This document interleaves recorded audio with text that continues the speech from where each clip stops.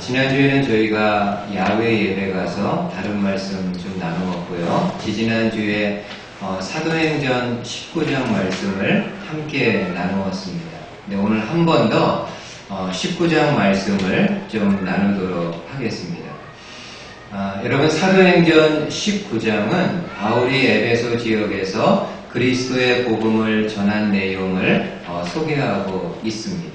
이 에베소 도시는 다른 지역의 도시들보다 성령의 역사가 강하게 일어났던 곳입니다. 어떤 역사가 여러분 생각나시나요? 성령님이 바울을 통해서 병자들을 치유하셨는데, 심지어는 바울에게 올 수 없는 병자들은 평소에 바울이 사용하는 본인의 손수건이나 이 앞치마를 가져다가 그 병자들 위에 얹게 되면은 병이 낫는 역사가 일어나게 됩니다. 그리고 또 유대인들 마술사들 가운데 사람에게 있는 악귀를 쫓아낼 때 어떤 주문을 사용했는가 하면은 내가 바울이 전하는 예수의 이름으로 너희에게 명한다고 하면서 예수님의 이름을 하나의 주문처럼 사용을 합니다. 그러니까 그만큼 예수님의 이름에 능력이 있었음을 알 수 있습니다. 또 어떤 역사가 있었습니까? 여러분, 그 당시 에베소는 마술이 흥왕했던 도시였다라고 말씀을 드렸는데, 일반 마술이 아닌 악령의 힘을 힘입어서 행하는 흑마술을 이야기를 합니다. 이 마술사들 중에 예수님을 믿게 된 마술사들이 본인들이 사용했던 모든 마술책들을 모아가지고 와서 사람들 앞에서 불태워버리는 그런 결단의 시간도 갖게 됩니다. 이처럼 에베소에서 다른 도시들보다 성령의 역사가 강하게 나타났던 그러한 도시였습니다. 여러분, 바울이 에베소에서 사역에 이러한 절정을 달리고 있을 때 바울은 에베소 사역 이후에 본인의 그 사역 계획이 어떻게 되는지를 소개를 합니다. 한번 21절 좀 보십시오. 21절에 이 일이 있은 후에 바울이 마게도냐와 아가야를 거쳐 예루살렘에 가기로 작정하여 이르되 내가 거기 갔다가 후에 로마도 보아야 하리라 하고. 여러분, 바울이 에베소 사역 마친 다음에 계획하고 있는 곳은 어디입니까? 다시 마게도냐, 아가야 지역을 거쳐서 예루살렘에 가는 것입니다. 왜 바울이 다시 예루살렘에 가고자 했는가 하면은 그 당시 예루살렘의 성도들은 기근으로 인해서 많은 경제적인 어려움을 겪고 있었는데, 이방에 있는 교회들이 구제연금을 해서 그 돈을 모아가지고 예루살렘 교회 성도들에게 전달하기 위함입니다. 그러니까 바울은 이러한 일을 통해서 유대인들 교회와 이방인들의 교회가 주 안에서 그리스도 예수 안에서 하나라는 것을 좀 가시적으로 보여주고 싶은 그런 마음이 있었던 것 같습니다. 그리고 여러분, 21절 이 말씀 보면은 예루살렘에 갔다가 마지막 최종 목적지는 어디라고 이야기합니까? 로마도 가기를 원하는 것. 어떻게 보면은 바울의 복음 사역에 있어서 마지막 종착점과 같은 곳이 로마입니다. 여러분, 우리가 지난번에 본 것처럼 바울은 복음을 전할 때 복음을 전할 때요, 모든 지역에 열심으로 했지만은 특별히 수도에 더 많은 시간과 에너지를 쏟게 됩니다. 아시아에 있었던 에베소, 마게도냐에 있었던 데살로니가, 또 아가야 지역에 있었던 고린도, 이렇게 수도 지역에 많은 시간과 에너지를 쏟게 됩니다. 근데 여러분, 로마는 어떤 곳인가요? 수도 중에 수도입니다. 그 당시 로마 제국 전체의 수도였고, 또 모든 길은 로마로 통한다라는 말이 있었듯이 로마를 중심으로 해서 세계 각국으로 길이 만들어져 있습니다. 그러기에 바울이 생각할 때 이미 로마에 복음이 전달되어 있지만은 본인이 가서 그 복음의 내용을 더 확고하게 하면은 로마를 통해서 난 길을 통해 그리스도의 복음이 더 많은 나라에 전해질 수도 있기 때문입니다. 그래서 바울이 마지막으로 가고자 했던 곳은요, 로마였습니다. 여러분, 이처럼 바울은 복음을 전하는 데 있어서요, 이렇게 뒤를 돌아보지 않고 앞만 보고 달려갑니다. 지금 이 상황이요, 이 시기도 거의 바울이 많은 사역을 한 이후입니다. 1, 2, 3차 전도여행 다 마무리하고 거의 많은 일들을 한 상태입니다. 근데 그럼에도 뒤를 돌아보지 아니하고 앞만 보고 정진합니다. 여러분, 바울이 이처럼 복음을 전하는 일에 있어서 그렇게 본인의 총력을 기울이는 이유는 어떤 걸까요? 인간적으로 보면은 할 만큼 한 것 같고, 아니, 할 만큼이 아니라 할 수 있는 그 이상만큼의 많은 열매를 맺었는데, 그럼에도 본인이 했던 거를 잊어버리고 계속해서 달려나가는 이유는 뭘까요? 여러 가지 이유가 있을 수 있습니다. 근데 빌립보서에 한번 이 말씀 보십시오. 여러분, 빌립보서는 바울이 그토록 가고 싶었던 로마에 가서 일단은 로마 감옥에 갇혀있는 동안에 기록한 서신입니다. 그러니까 사도 바울 거의 마지막 말년 무렵에 기록한 성경입니다. 이 빌립보서에서 바울이 이렇게 고백을 합니다. 형제들아, 나는 아직 내가 잡은 줄로 여기지 아니하고 오직 한 일, 즉 뒤에 있는 것은 잊어버리고 앞에 있는 것을 잡으려고 표대를 향하여 그리스도 예수 안에서 하나님이 부르신 부름의 상을 위하여 달려간다. 여러분, 지금 바울은 나는 뒤에 있는 것은 잊어버리고 표대를 향하여, 복음의 표대를 향하여 걸어가는 것도 아니고 달려간다라고 이야기를 합니다. 도대체 바울이 이제 인생의 말년을 맞이하고 있을 무렵인데도 이렇게 복음에 대해서 열정을 가지고 달려나가는 이유는 무엇이라고 말씀합니까? 하나님이 나를 부르신 부름의 상을 얻기 위함이라. 하나님이 나 같은 사람, 그리스도를 박해하고 그리스도를 대적했던 나 같은 사람을 불러주셔서 그 복음을 전하는 사도로 삼아주셨는데, 그 하나님이 주실, 장차 하나님이 주실 상을 바라보면서 오늘도 내일도 달려갈 것이라고 말씀을 합니다. 여러분, 저와 여러분들에게 있는 하나님의 구원은 어떻게 주어졌나요?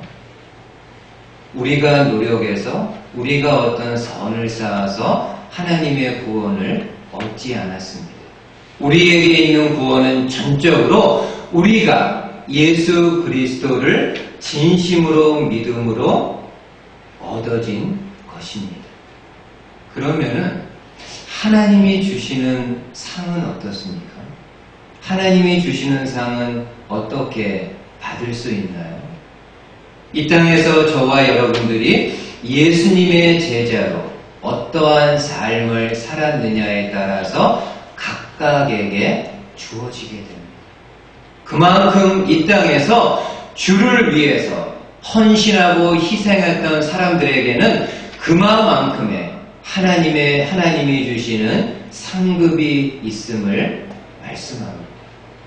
뭐 어떤 상급인지는 잘 모르겠습니다. 근데 분명한 것은요, 이 땅에서 우리가 예수님의 이름을 가지고 예수님의 제자로 어떠한 삶을 살았느냐에 따라 하나님이 주시는, 그 하늘나라에서 주시는 상급이 있음을 말씀해 줍니다.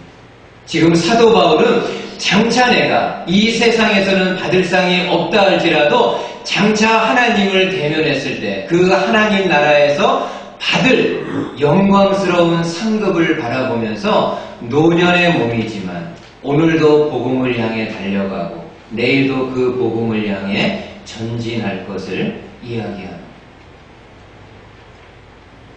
성도 여러분, 저와 여러분들이요, 이 땅에서 주님을 위해서 여러 가지로 섬기는 것은 결코 헛된 일이 아닙니다. 세상적으로 볼 때는 마이너스처럼 보일 때가 있습니다. 교회 나와서 헌금하죠.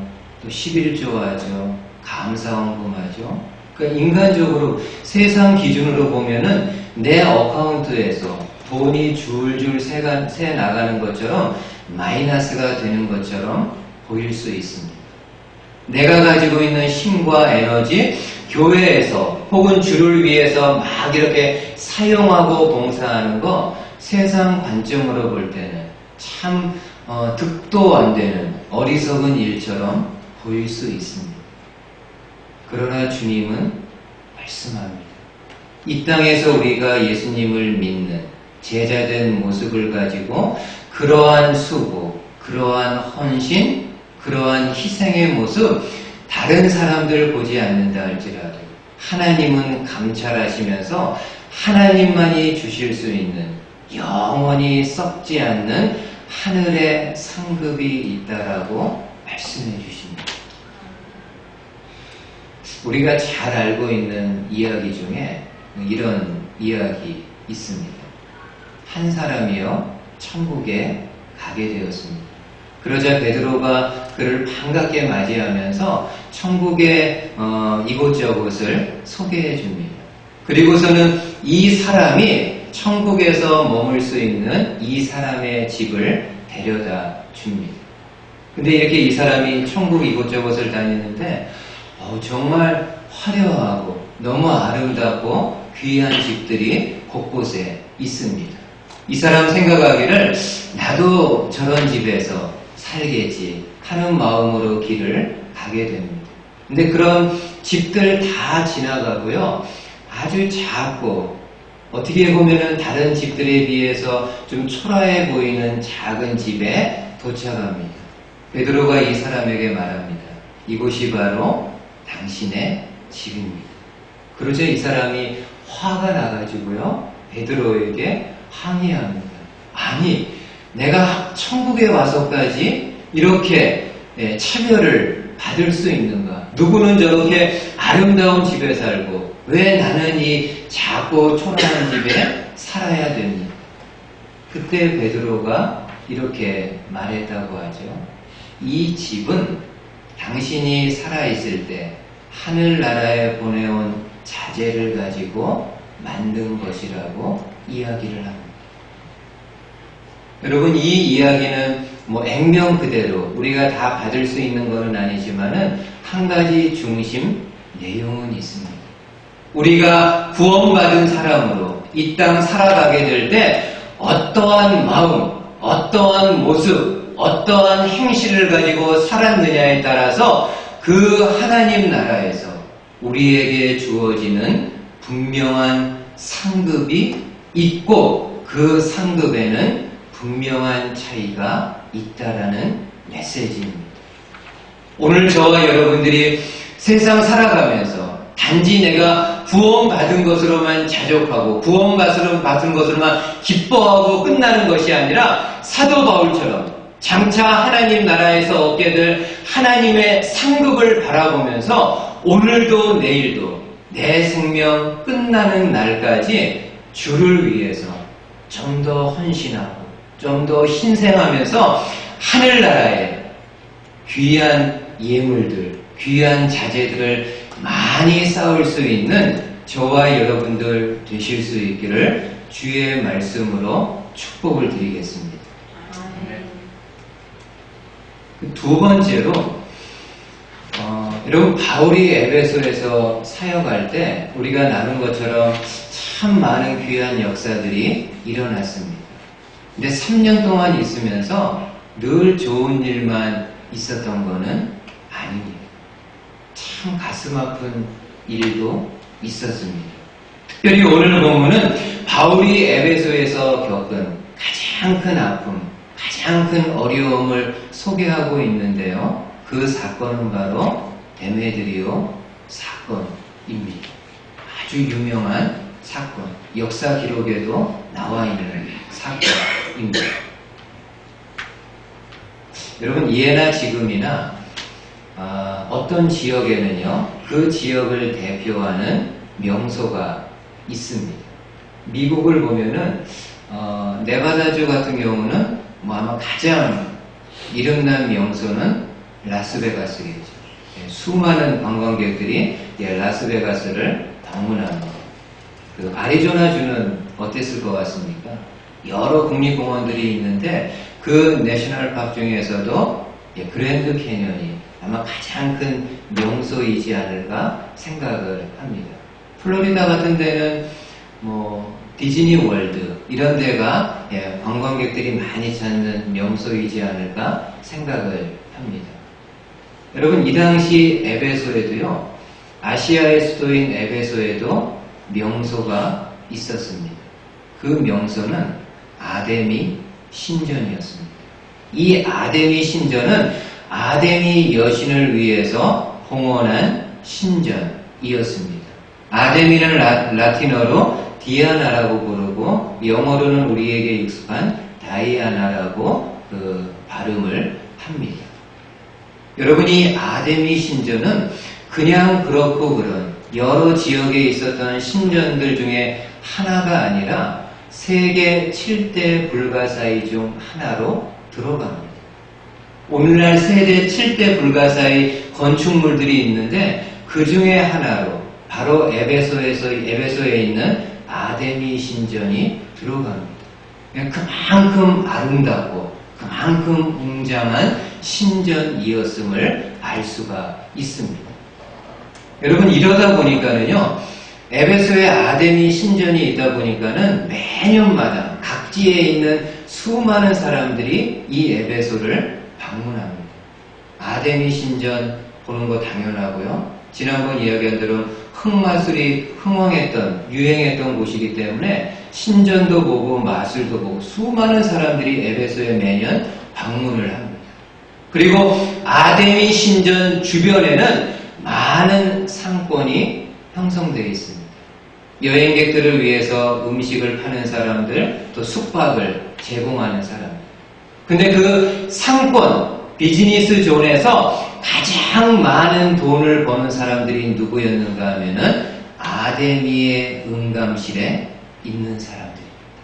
아데미의 응감실은 은으로 아데미의 모양을 이렇게 만들어가지고 사람들에게 파는 사람들 이야기를 합니다. 그리고 사는 사람들은 기념품으로도 살 수 있고 아니면 부적이나 본인의 호신용으로 그 아데미의 모형을 이렇게 사갑니다. 그 비즈니스 현장에서 가장 많은 돈을 버는 사람들이 아데미 응감실에 있는 사람입니다. 근데 바울이 이 에베소에 와서 복음을 전하게 되자 이 비즈니스를 하는 사람들에게 아주 치명적인 타격이 가해집니다. 이에 이 업을 하고 있는 데메드리오라는 사람이 자기 밑에서 일하는 사람들, 직원들, 그리고 같은 업에 있는 사람들과 힘을 모아가지고 바울을 대적하는 그런 일이 일어나게 됩니다. 한번 여러분 26절 보세요. 데메드리오가 어떻게 바울을 비방하는지. 이 바울이 에베소뿐 아니라 거의 전 아시아를 통하여 수많은 사람을 권유하여 말하되 사람의 손으로 만든 것들은 신이 아니라 하니 이는 그대들도 보고 들은 것이라.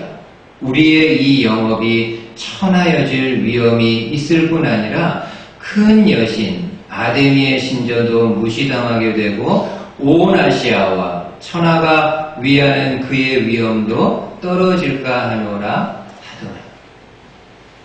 여러분, 지금 데메드리오가 사람들을 선동하는 내용은 무엇입니까?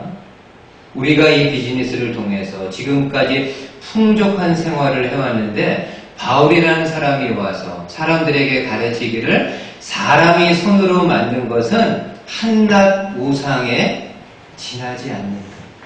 아무 능력, 아무 효용도 없는 한낱 우상에 지나지 않는다라고 가르치기에 우리가 하는 일이 천해질, 천박해질 위험에 처해 있다.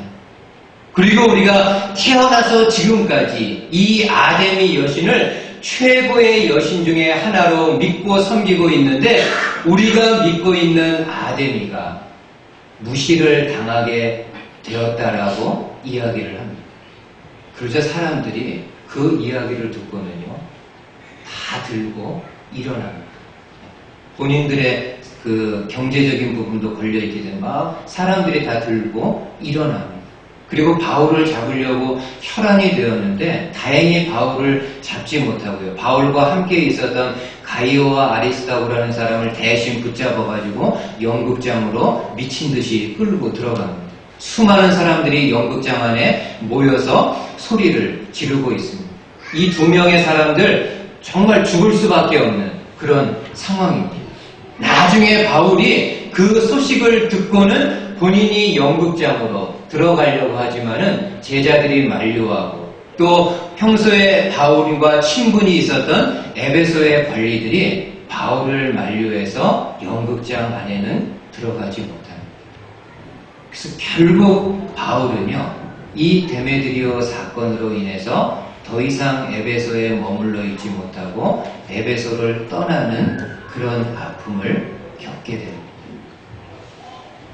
여러분, 사도행전 본문은요, 이 데메드리오 사건, 바울이 에베소에서 겪은 이 사건을 이렇게 그 1차원적으로, 평면적으로 이렇게 기록을 하고 있지만은 다른 서신, 바울이 쓴 다른 서신을 보면은 그 당시 바울이 얼마나 힘들어 했는지를 기록하고 있습니다.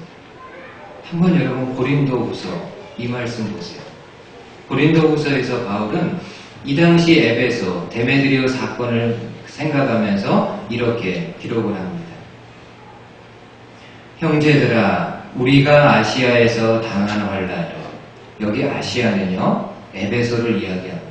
여러분이 사도행전을 읽다가 아시아라는 단어가 나오면은 아시아 전체 지역을 가리키는 것보다는 아시아의 수도였던 에베소를 이야기하는 겁니다. 형제들아, 우리가 아시아 에베소에서 당한 환난을 너희가 모르기를 원하지 아니한다. 이중부정이죠. 아주 강한 긍정입니다. 지금 바울은 고린도 성도들에게 내가 우리 일행이 에베소에서 겪었던 아픔을 여러분들이 꼭 좀 기억했으면 좋겠다라는 겁니다. 그 다음에 뭐라고 이야기하나요? 힘에 지나도록 심한 고난을 당하여 살 소망까지 끊어져. 힘에 겹도록 심한 고난을 당하여 살 소망까지 끊어져. 그러니까 얼마나 바울이 힘든 가운데 있었던가를 이야기합니다. 그냥 이곳에서 그냥 죽었으면 좋겠다. 더 복음 전하고 이러는 거 그냥 힘드니까 그냥 여기서 그냥 죽었으면 좋겠다. 더 이상 살고 싶은 소망이 없을 정도로 그 당시 에베소에서 너무 많은, 너무 가슴 아픈 힘듦이 있었다라고 이야기를 합니다. 저는 이 말씀, 이러한 말씀들을 보면서 다시 한번 좀 이런 생각을 좀 해보게 되었습니다. 지금까지도요, 이 신앙생활하면서 잘 이해가 되지 않는 그런 부분입니다.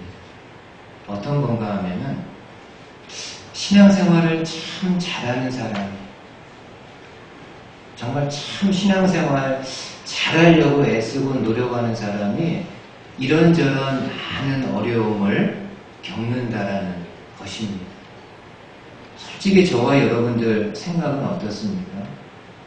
예수님을 잘 믿고 교회 생활 성실히 열심히 잘하는 사람이면은 다른 누구보다도 하나님이 그 사람들은 좀 복을 주셔야 되지 않겠습니까? 건강도 하고 돈도 있고 자녀들도 좀 잘 돼야지 이게 좀 상식적으로도 맞지 않겠습니까? 제가 레스동 교회에서 유초동부 전도사로 있을 때 그 선생님들 가운데요, 한 20몇 명 선생님들이 있었는데, 죄송하지만 다는 아니더라도요, 정말 참 좋은 선생님들 많이 있었습니다. 그게 저에겐 복이었습니다. 다른 분들도 제가 그때 전도사 할 때 참 김도영 전도사는 복이 있다, 인복이 있다고. 그 주일학교 멤버진들이요, 너무 좋은 분들이었어요, 정말. 너무 신실하게 아이들 한 영혼을 온 천하보다 귀하게 여기면서 정말 아이들을 위해서 애썼던 그런 분들입니다. 근데 제가 그 선생님들을 볼 때 그 중에서도 정말 코멤버, 이 정말 신실하게 섬기는 분들 가운데 많은 어려움들이 있는 것을 봅니다.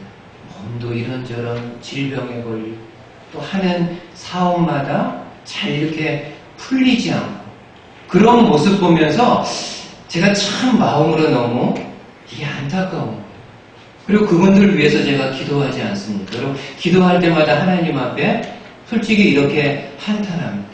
하나님, 적어도 저 선생님에게는 하나님이 복을 주셔야 되지 않나요? 다른 사람, 나 같은 사람에게는 좀 덜 주거나 안 준다 할지라도 저렇게 아무도 알아주지 않는 한 영혼, 주일학교 한 친구를 위해서 몇십 년 동안 저렇게 희생하며 헌신하며 수고하고 있는데 정말 저런 분들은 하나님이 좀 아무 무탈하게 복 주셔야 되지 않겠느냐. 지금도 솔직히 잘 이해가 안 되는 부분입니다. 그럼에도요, 저와 여러분들이 이해가 안 되더라도 해야 되는 것은 어떤 건가요? 그냥 끝까지 주님을 붙잡고 나가는 겁니다. 그냥 끝까지 주님을 붙잡고 나아가는. 지금 내가 하는 일 안 되고, 지금 내 건강 여의치 않고, 지금 내 상황 이렇다 할지라도 그냥 끝까지 마지막 순간까지 주님을 붙잡는 거예요. 근래에 읽었던 책 가운데 나오미의 백화점이라는 책이 있는데 그 책 읽으면서 한 문장이요, 참 제 마음에 와닿았습니다. 마지막 순간까지 참는 것. 마지막도 아니고 마지막에 그 마지막 순간까지 인내하며 기다리는 것. 저는 우리 신앙생활이 그러해야 되리라 생각합니다. 인간적으로는 신앙생활 이렇게 하는데 왜 잘 이렇게 일이 안 풀릴까? 이해는 안 되지만 그럼에도 내 인생의 마지막의 순간까지도 그 그리스도를 놓지 않는 것. 여러분, 사도 바울이 그랬잖아요. 이 에베소에서 살 소망까지 없을 정도로 정말 힘들었지만은 바울이 여기서 본인의 사역을 내려놓았나요? 아니요. 예루살렘도 가고 로마도 가고 나중에 이야기했지만 로마를 벗어나 서바나 스페인 죽기 직전까지 이 그리스도를 붙잡고 복음을 전했던 일을 하게 됩니다. 수많은 고난과 아픔이 있었지만 오늘 저와 여러분들에게도 이런 믿음, 이해는 안 되어도 주님 끝까지 주님 붙잡고 믿음의 경주 완주할 수 있게 해주십시오. 이렇게 함께 고백할 수 있는 저와 여러분들 되실 수 있기를 주의 말씀으로 축복을 드리겠습니다. 아멘. 예, 한번